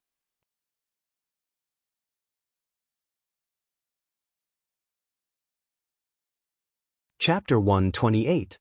Aya, what the heck? Rich people are indeed different, offering a house the moment they open their mouths? Do you know how much the land in the Celestial Empire is now? A cloakroom? Gu Mingming's eyes lit up as she stared at Elvis. But Gu Mingming looked at the dirty clothes on her, then looked at the new clothes that Leah had casually placed at the side. She really wanted new clothes. But she did not want to use herself to exchange for them. There were some things that needed to be made clear. Gu Mingming took a deep breath, and when she looked up again, the atmosphere in the cave had turned heavy. Leah knew what Gu Mingming wanted to say to Elvis, so he turned around and left quietly, guarding the entrance of the cave to prevent them from being disturbed. Elvis frowned. That bad premonition struck him again, enveloping him in an unknown fear. Leader. Gu Mingming opened her mouth, and after thinking for a while, she continued, "You know I don't belong here. The culture here is very different from the place I came from. We don't mate immediately after we reach adulthood. Females and males have equal status. It's a virtue and not an obligation for males to take care of females. The females who are taken care of will feel grateful and not take it for granted." Elvis listened quietly, his thin lips tightly pressed into a straight line, his heart stretched taut, afraid that Gu Mingming would say the words he did not want to hear. But in the end, Gu Mingming still said it. "So, I can't mate with you, I really can't hand my entire life to someone I've only known for 3 days. Gu Mingming lowered her head, not daring to look at Elvis's eyes. Although they had only known each other for a short period of time, she knew how good Elvis was to her. But the more she knew, the more she could not make use of this liking. Indeed, what she said now was very cruel, but it was better to cut the Gordian knot than to drag things on, waiting for Elvis to sink deeper and deeper before saying, "I've always treated you as a friend?" That was something a green tea bitch would do. Seeing that Elvis did not reply, Gu Mingming took a deep breath and continued, "If you're angry, I can understand. I should have made it clear to you at the beginning. I'm sorry for causing you to misunderstand. If it's not convenient for you to continue taking me in, I can understand. I can ask Sandy if she can take me in for a while."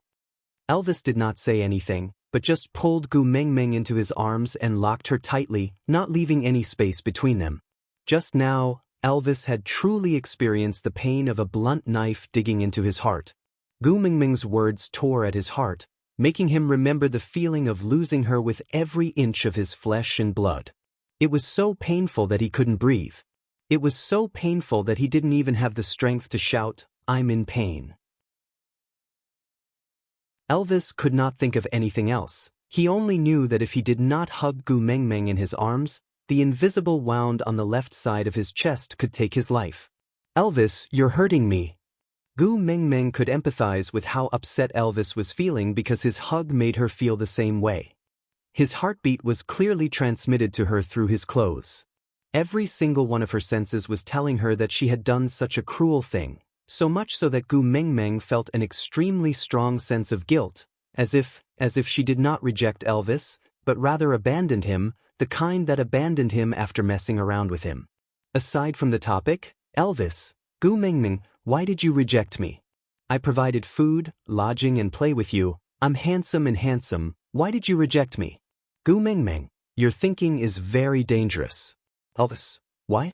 "Gu Mingming, you're attracting green tea easily." "Elvis, what's green tea?" "Gu Mingming, eating your food, drinking your lodging, playing with your feelings and ravaging your body, then telling you, I only treat you as a friend." "Elvis, then you can be green tea, I don't mind."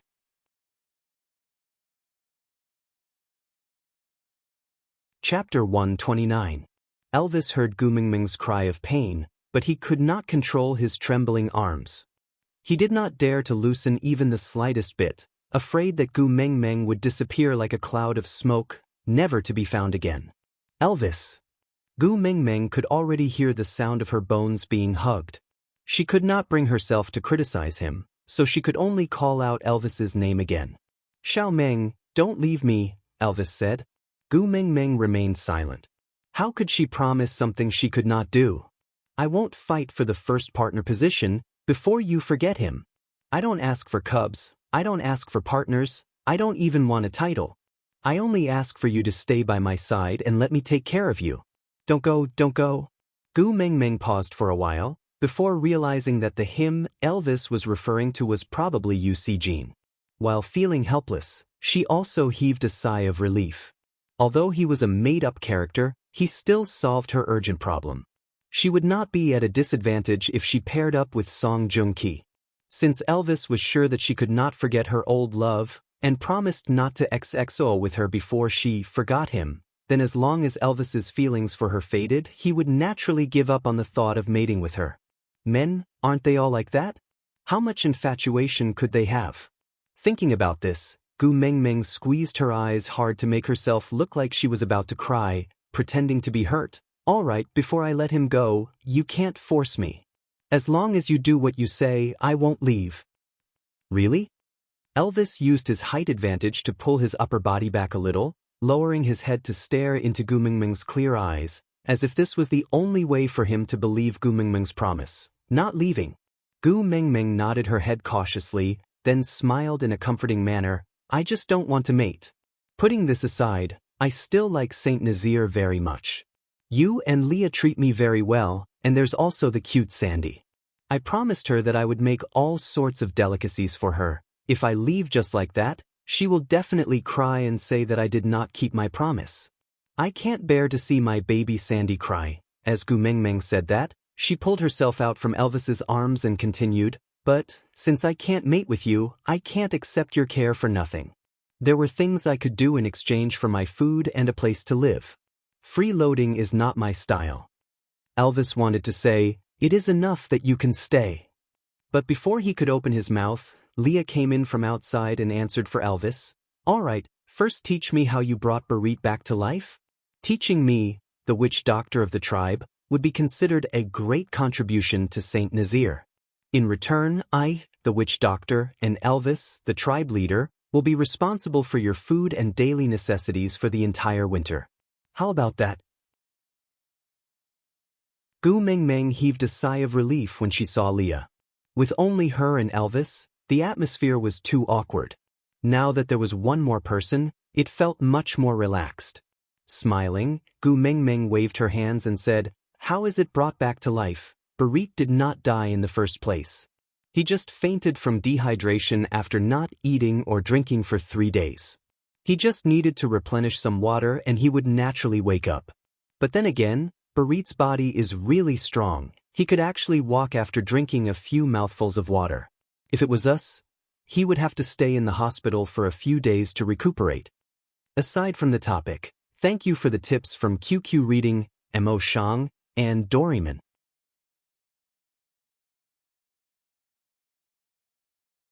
Chapter 130. The platform of the deity's punishment was rarely activated, and it was unprecedented for someone to come back to life after fainting on the platform of the deity's punishment. But in Gu Mingming's mouth, it was a small matter not worth mentioning. Leah held back his smile. Although time was short, he was already used to Gu Mingming's uniqueness.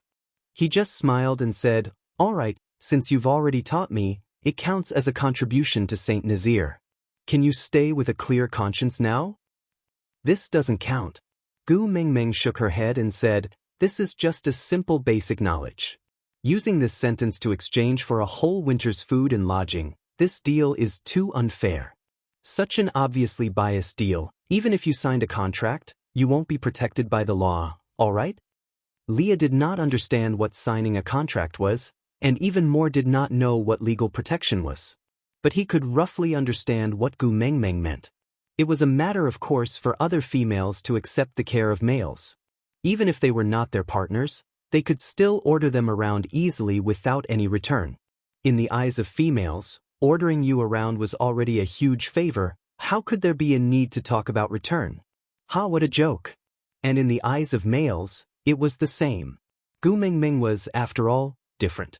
Leah thought for a while and replied, "You saved Barit's life, so he will prepare your food for this winter as repayment. As for the other daily necessities, Elvis and I will be in charge. You're not allowed to say no, or else we'll be sad, Leah hooked Gu Mingming's chin lightly and lifted it slightly.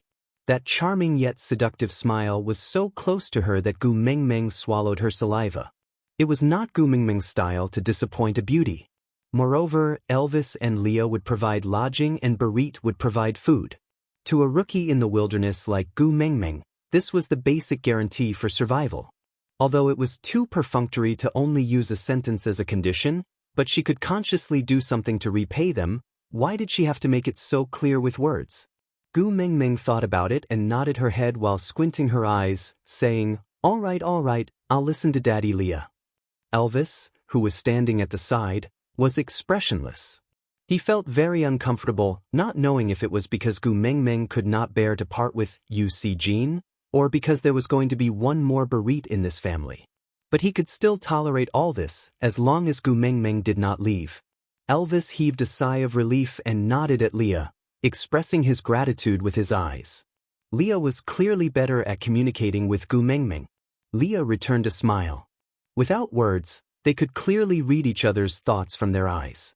They were all males who had yet to gain Gu Mingming's approval.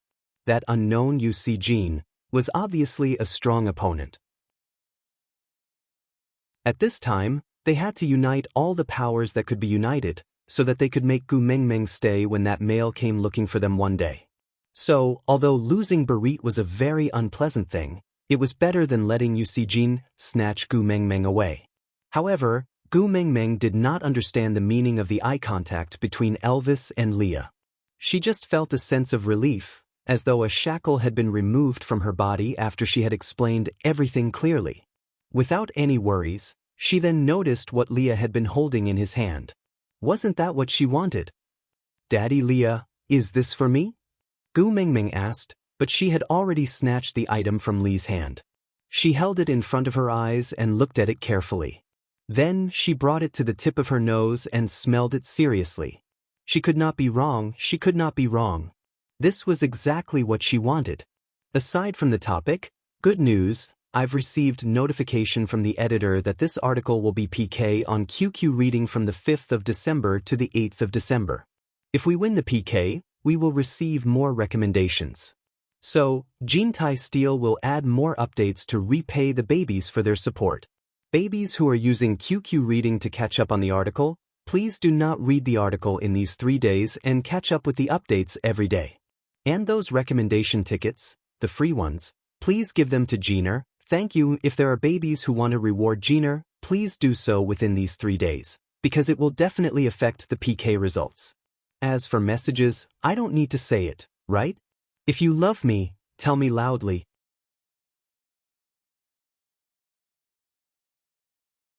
Chapter 131.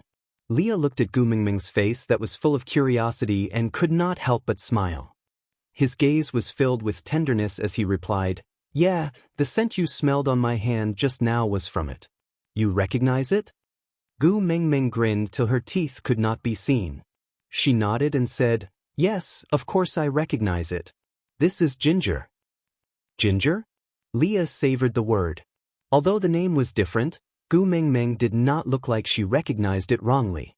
From honey, bees to fish, she had already given many different names. As such, Leah was no longer surprised by the new words that came out of Gu Mingming's mouth. He just thought that maybe he should get used to Gu Mingming's way of addressing things and accommodate her habits so that her life would be more comfortable. So, Leah did not correct Gu Mingming's wording and did not tell her that in the beast world, this thing was called yellow root. Yeah, if you use this to cook fish, you can remove the fishy smell. When the time comes, you can cook a big pot of it. It's fragrant, warm and convenient. Gu Mingming gestured as she spoke. But as she gestured, her little face suddenly collapsed and she said, "What a pity, there isn't even a pot here. I shouldn't have gone to learn business management. Wouldn't it be better if I knew metallurgy? Then I would know how to forge iron and cast a pot now." Pot. Elvis continued Gu Mingming's sentence. He did not like her frowning look and could not stand her disappointment and regret. If she wanted it, he would never back down even if he had to fight with the beast deity. Gu Mingming nodded and her cheeks puffed up like buns. She said, "You all ate raw meat in the past, so you definitely don't need this thing. But I really need it. My stomach can't take eating barbecue every day." "Where can I find a pot?" "I'll help you find it," Elvis said. "There shouldn't be one here." Gu Mingming sighed and decided to give up helplessly. But Leah circled his large tail and placed Gu Mingming at the base of his tail for her to sit steadily. His furry large tail formed an angle like a sofa for Gu Mingming to nestle comfortably. He sat sideways on the floor and played with Gu Mingming's hair while asking, "Tell us, what does a pot look like? Maybe we have it here too, just with a different name?" Gu Mingming had never been immune to Lee's big tail.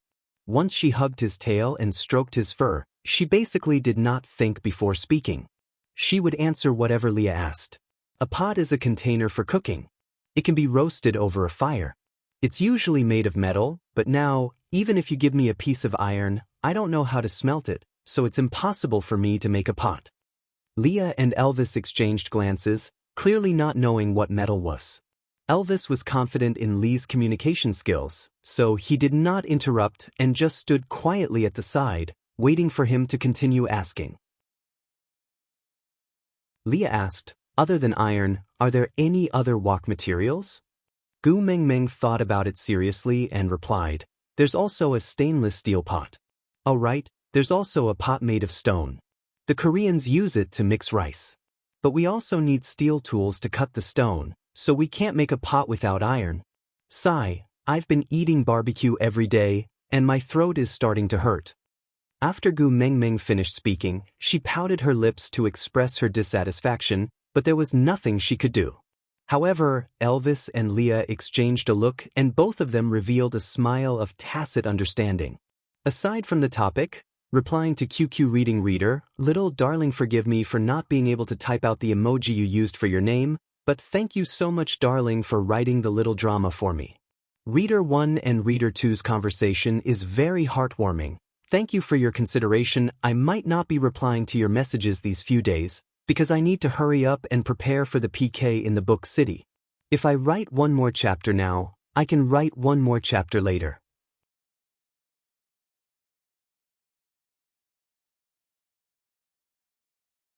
Chapter 132.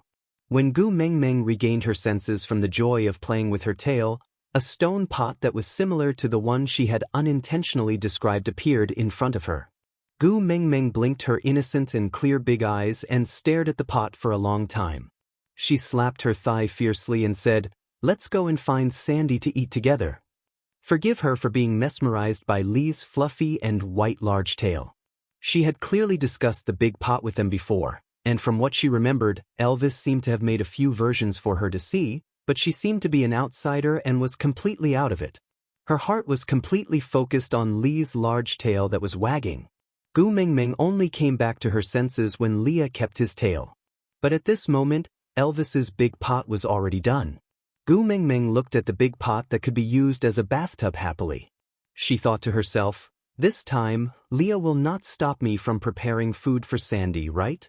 It was just putting more ingredients into her own cooking and sharing some with Sandy. With that thought, Gu Mengmeng went up to carry the stone pot out, but, ouch! Gu Mengmeng misjudged her own strength and used too much strength. The pot did not move at all. Gu Mengmeng held onto her waist and said, "My old waist, it's going to break." Leah pulled her little hand over and placed her on his knees. A pair of slender and bony hands gently pressed onto her waist area. He used a great amount of strength and said while rubbing, "You're obviously a female, but you're always trying to show off. Do you think Elvis and I are just decorations? You even want to carry things by yourself? Are we so unreliable?"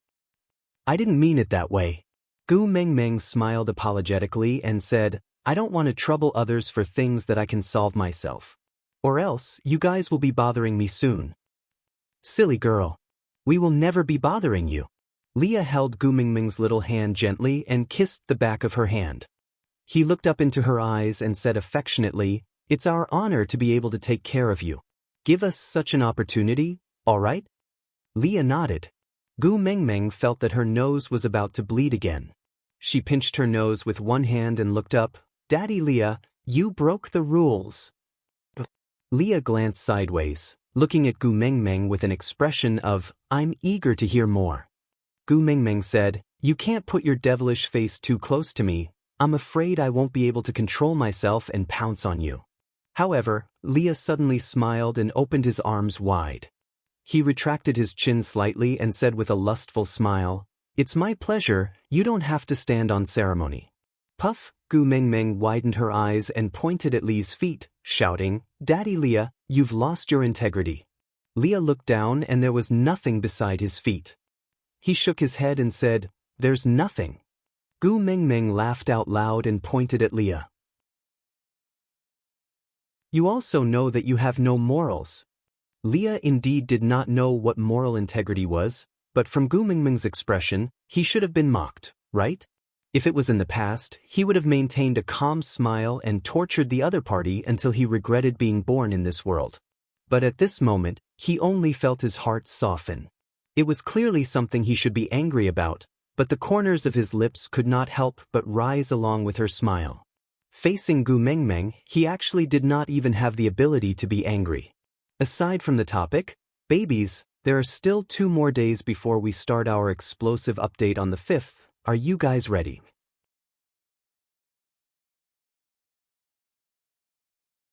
Chapter 133. In the end, Gu Mengmeng brought the stone pot to Sandy as she wished. However, she sat in the pot while Elvis and Leah carried her from each side of the pot. Gu Mengmeng mocked herself along the way. So this was the feeling of sitting in the pot. It was clearly something she was familiar with, but when she looked at it from such a position, it still felt so novel. When Gu Mengmeng reached Sandy's cave, Elvis quietly stopped a distance away from the cave and handed the pot and Gu Mengmeng over to Leah. Gu Mengmeng tilted her head and asked, "Leader, aren't you going with me?" Elvis smiled and patted Gu Mengmeng's little head, replying, "Although I am the leader of Saint Nazir, I still have to abide by the rules of territorial division." Gu Mengmeng then remembered that even if they were from the same tribe, they still had the concept of territorial division. So she turned back to look at Leah, saying, "Then is it not convenient for you to go in too? Why don't you two wait here for me? I will go in and call Sandy out, then we can go somewhere else to cook." Leah smiled elegantly. "I am a witch doctor. I am not restricted by territorial restrictions. Moreover, Adali's injuries look quite serious. I can go over and take a look at him." "Adali?" Gu Mengmeng was stunned for 3 seconds. She thought for a while before recalling that it was one of Sandy's partners. Because Sandy defended her, he got into an argument with Nina and was severely injured by Nina's partner. Yes. No matter what, he was injured because of me. I should show my condolences." As Gu Mengmeng said that, she wanted to jump out of the pot and run towards Sandy's cave. But the moment her feet touched the ground, Leah grabbed onto her arm. With just a little force, Gu Mengmeng fell backwards into Lee's arms. Looking up at Leah, who was hugging her with one hand, Gu Mengmeng felt as if she could see countless pink bubbles surrounding them. So when the male and female leads suddenly hugged each other in idol dramas, that rotating slow-motion scene and accompaniment really existed. Adali was injured because of Sandy, not you. You don't have to care too much about him, because I will be jealous. Gu Mengmeng nodded her head in confusion. She felt a tinge of sweetness in her heart, and the only thought in her mind was, perhaps, dating in the beast world is not bad, if the other party is Leah. Leah seemed to have seen something in Gu Mengmeng's eyes. He could not explain it clearly, but it made his mood extremely good. He liked the way Gu Mengmeng looked at him, as if she belonged to him. Leah carried the stone pot with one hand and hugged Gu Mengmeng with the other. This setup of a village woman did not diminish his demonic and fairy-like aura at all. Perhaps it was because of his occupation. The stone pot in his hands was like a magical instrument used for sacrificial rituals and not a cooking tool. Before Leah reached the entrance of Sandy's cave, Sandy had already come out to welcome him. She did not look too good, and when she saw Gu Mengmeng, she forced a smile and greeted, "Gu Mengmeng, you're here." Gu Mengmeng could not bear to see Sandy suffer, so she hurriedly jumped down from Lee's arms and pounced toward Sandy. In her heart, she gave herself a big thumbs up for not choosing a lover over a friend. "What's wrong? Did you not eat your fill just now? I just brought some new tools over. Let's cook something to eat together, all right?" Sandy looked at the things in Lee's hands that she had never seen before. As a foodie, this was the first time she was not interested in eating. She just pulled Gu Mengmeng's hand and said, "Can you help me request Leah to take a look at Adali again? He's very badly injured." Aside from the topic, thank you to Xiaoxiang Academy's little darling Xiao Rui Nina for the flowers, reply to QQ Reader, Blue Sky Ancient Rhyme, for the main text of this article. Babies who cannot accept the NPC plot, do not join the reader group and just read the main text here. You can also communicate with Jean by leaving a message on QQ Reader or Xiaoxiang Academy's works. Jean will read all the messages. Babies who want to see the NPC plot, please join the QQ group to read the content sent in the form of an extra.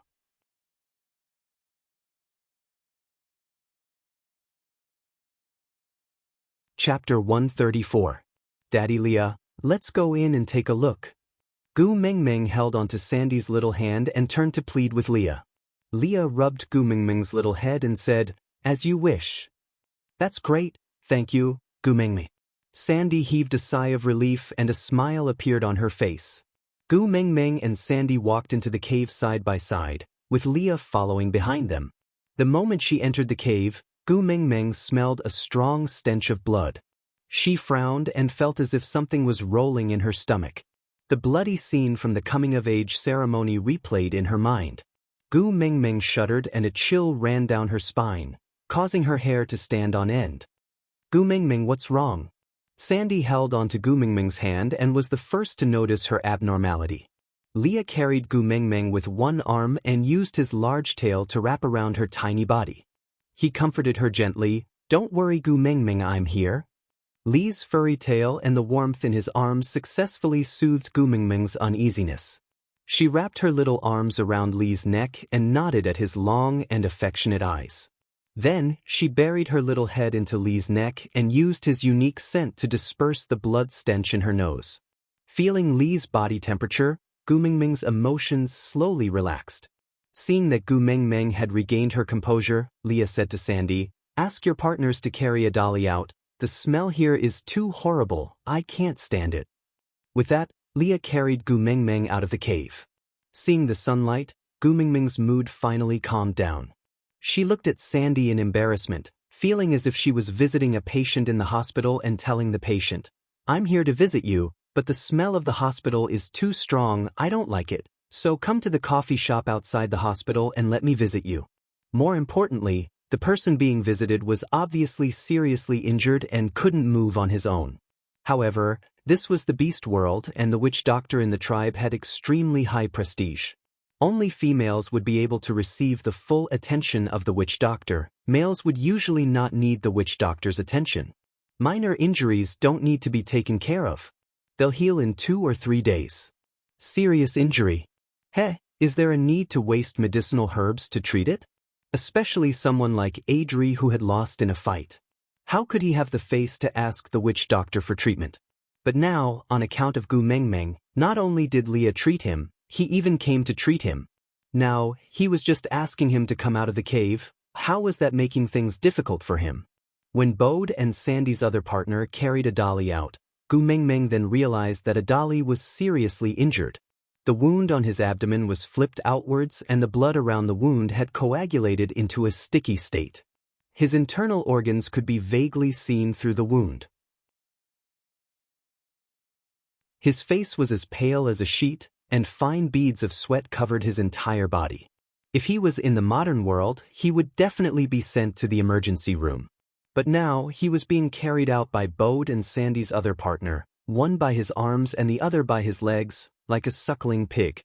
Gu Mengmeng shuddered and said, "Oh my God, the way you two are carrying him is tearing the wound open again. Quick, find a flat and clean place to put him down." Bode's face darkened. This Gu Mengmeng really did not regard him as an outsider, ordering him around so easily. And as her first partner, he was not as important as Gu Mengmeng, whom he had only known for 2 to 3 days. Sigh. This was all fate. Aside from the topic, my babies, let me say something more. Tomorrow, QQ reading will be going up for PK. All my babies with a QQ reading ID, please give your recommendation tickets to our Gu Mengmeng tomorrow. It's the free recommendation ticket. One has not been published yet, so the monthly ticket cannot be used. Jeaner is now working hard to save up her chapters, hoping that she can update more chapters for everyone. But I might not be able to reply to everyone's messages in time, because I am making the best use of my time to write as many chapters as possible for everyone to see. If this PK is over, I heard that there will be a second round of PK. Then it will be another round of explosive updates.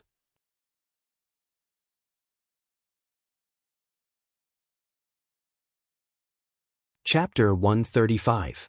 Sandy asked one of his mates to take out a clean hide from the cave and lay it on the ground. Bode and another male placed Adri on the hide. Leah placed the stone pot at the side and used his large tail to wrap Gu Mengmeng behind him to protect her. He then squatted down to check on Adri's injuries. Gu Mengmeng knew that Leah was protecting her because he knew she was afraid of the smell of blood. She felt warmth in her heart, but she was still worried about Adali. After all, he was a beast and Sandy's partner. Although Leah said that Adri's injury had nothing to do with her, Gu Mengmeng still felt guilty. So for the first time, she resisted the temptation of her big tail and climbed onto Lee's back. She lay on Lee's shoulder and peeked out her little head to examine Adali's wound with Leah.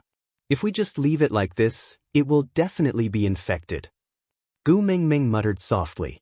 Leah tilted his head and asked Gu Mengmeng, "Then what do you think we should do?" Although Gu Mengmeng kept saying that what happened to Barit was just common sense and could not be considered as reviving the dead, but to Leah and everyone else, It was already a miraculous feat. Gu Mingming's extreme, general knowledge was enough to crush many witch doctors in the beast world. So Leah still valued Gu Mingming's opinion. Taking 10,000 steps back, even if Gu Mingming was just joking, so what? As long as Gu Mingming was happy, he would still listen to Gu Mingming's opinion and do as she said, much less a dolly. As long as she was happy. Gu Mingming was very happy that Leah would listen to her seriously. This made her feel that she was very important. But if she really opened her mouth, she was afraid that she would be displaying her slight skill in front of Leah, the witch doctor. It would not be good if she gave the wrong information and caused Adali's life to be in danger. Leah could tell that Gu Mingming was doubtful, so he used his large tail to gently sweep her back and comforted her. It's all right, just say what you think. I'll decide whether it's feasible or not. Gu Mingming then relaxed and nodded. For this kind of injury, we will first disinfect the wound and reduce the inflammation before stitching it up to prevent infection. But there's no alcohol or needles. Tell me what it is. I'll make it for you. Leah thought that the pot could be replaced by something else, just like the pot. Gu Mingming shook her head and said, wine can be brewed using fermented grains, but it is definitely not something that can be done in 1 or 2 days. Sewing needles? As Gu Mingming spoke, she suddenly saw the huge pile of fish at the entrance of Sandy's cave. Those should be the ingredients that Bode originally wanted to practice roasting fish with. Gu Mingming's eyes lit up. She pointed at the largest one and said, the suture needle can be replaced by fish bones. Without waiting for Gu Mingming to say anything, Bode had already carried the biggest fish over. Yep, if I don't want to be ordered around by a female other than Sandy, the best way is to get things done before she opens her mouth. In this way, he would be doing it on his own initiative and not being ordered around by other females. If Gu Mingming knew what Bode was thinking, she would definitely say, congratulations, you've learned how to answer first. It was a pity that Gu Mingming only cared about choosing a suitable bone from the fish bones and did not have the time to tease Bode. This is good. After searching for a long time, Gu Mingming finally found a fish bone with a suitable thickness and curved angle. She handed it to Leah and said, Daddy Leah, make a small hole at this position, but don't damage the other parts, is that all right? Aside from the topic, on the first day of PK, please leave more comments. It's best if it's related to the plot. Those who have tickets, please hand over your tickets. Those who don't have tickets, please hand over your tickets tomorrow. Those who haven't bookmarked it, please click to bookmark it. Those who have bookmarked it, please keep it. Those who want to reward Jean Eyre and Gu Mingming, you can start your performance now.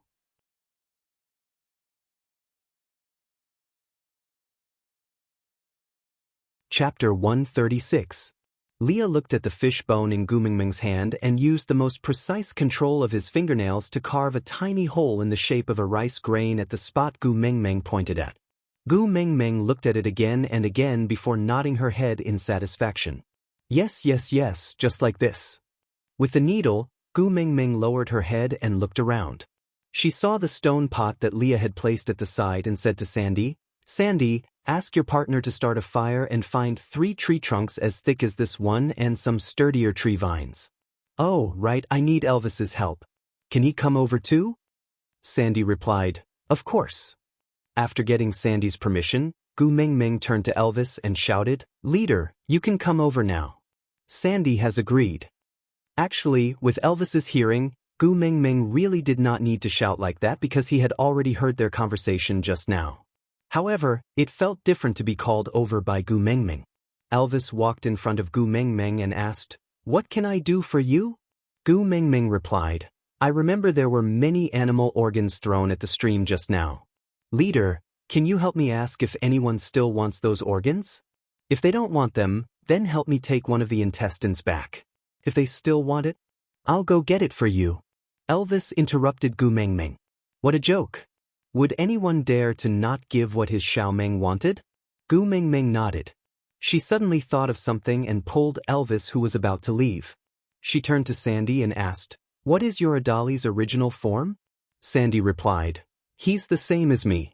He's from the bear tribe. Gu Mingming nodded and said, Leader, I remember a few people ate bear's intestines just now. Can you see if there are any bear intestines left? If you have a choice, take a bear's intestine. Elvis did not ask why and just nodded his head in agreement. He then kissed Gu Mingming's forehead and turned to walk towards the stream. Leah was a little jealous and said, "Everyone has something to do, but I'm the only one with nothing to do?" Gu Mingming laughed and said, "You're the chief surgeon today. Your hands are going to be operated on later. How can you do other chores? If he injures his hand, who's going to suture a dolly later?" Leah was a little surprised. "Of course it's you. If it wasn't you, would it be me?"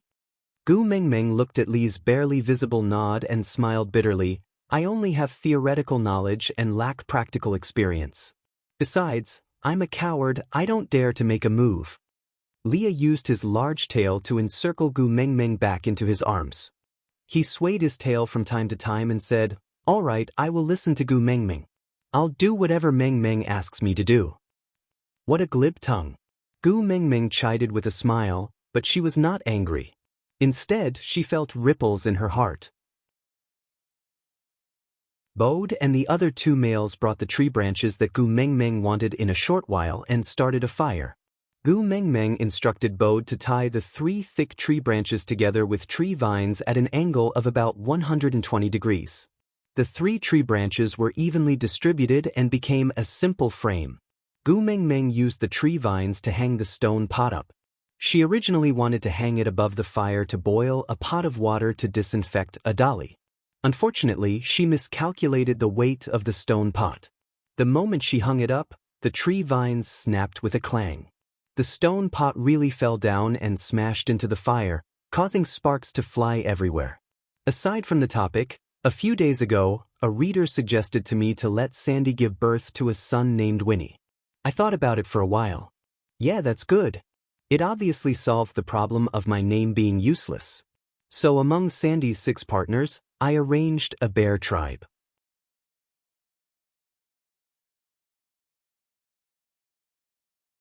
Chapter 137.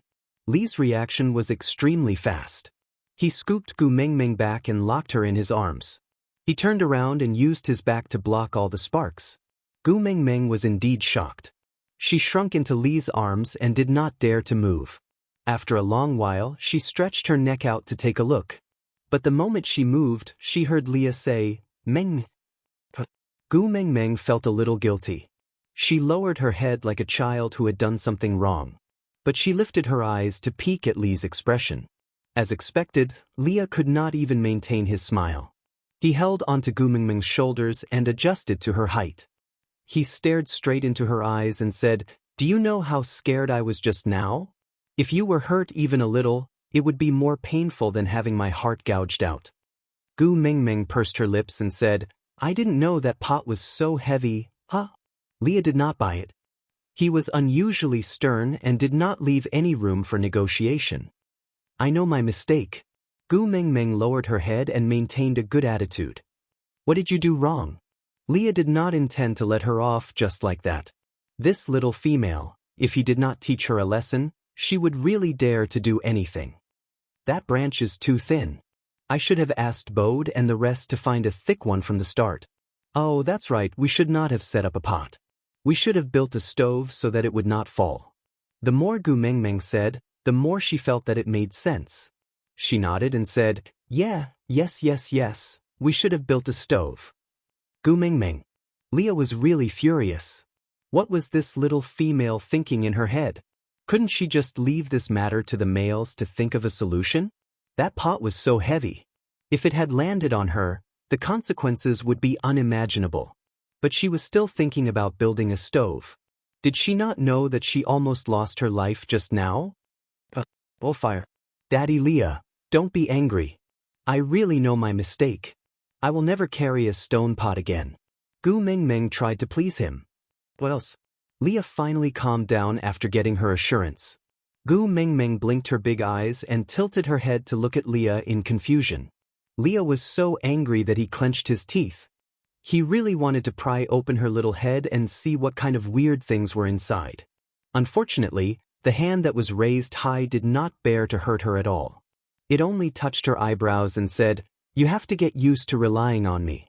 In the future, let me do whatever you need me to do. Don't put yourself in danger and make me worry. Do you hear me? Oh, Daddy Leah is right. I will listen to Daddy Leah. Gu Mengmeng hugged Lee's arm and shook it with all her might, acting like a spoiled child. Daddy Leah, don't be angry. I will treat myself as a severely handicapped person in the future, the kind that can't take care of myself and ask you to do everything. That's a good boy. Leah loved it when Gu Mengmeng acted coquettishly and shamelessly in front of him. He did not know why, but he felt that the left side of his chest was filled to the brim. That sense of fullness made him feel as if he was sitting on the clouds, floating so fast that it didn't seem real. But will you annoy me? What if Daddy Leah hates me? Gu Mengmeng pouted and asked. If you are worried that I will have a change of heart, why don't you settle on me as soon as possible? When your estrus is over, we will mate. This way, I will be yours for life. If I have a change of heart, the beast deity will take my life for you. How about that? Aside from the topic, PK is so nerve-wracking.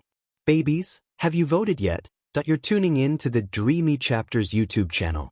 We're so grateful for your support, and don't forget to subscribe to join us on this incredible journey through captivating stories.